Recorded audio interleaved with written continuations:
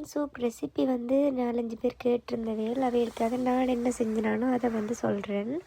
அதுக்கு வந்து 1 table spoon மல்லி, கொஞ்சமாக நற்சீரகம், கொஞ்சமாக பெருஞ்சீரகம், 1/2 டேபிள் ஸ்பூன் மிளகு அவ்வளோத்தையும் போட்டு நல்லா பவுடராக்கி எடுத்துகிட்டு வரணும். அது வெங்காயம் வச்சுட்டு அடுப்பில் வந்து நான் வந்து நல்லெண்ணெய் சேர்த்துருக்குறேன். நீங்கள் உங்களுக்கு எந்த எண்ணெய் விருப்பமோ அதை சேர்த்துக்கொள்ளலாம். ஒரு பிரியாணியில் 2-3 கிராம்பு, ஒரு கருவாப்பட்டை அவ்வளோத்தையும் சேர்த்துட்டு வெங்காயம் பச்சை மிளகாய் சேர்த்து நல்லா வதக்கி விடணும். அதுக்கு பிறகு கொஞ்சமாக இஞ்சி உள்ளி பேஸ்ட் சேர்த்துக்கொள்ளணும். அதை சேர்த்துட்டு ஒரு பெரிய தக்காளி பழம் குட்டி குட்டியாக வெட்டி வச்சுருக்கிறேன், அதையும் போட்டு நல்லா வதக்கி விடுங்க.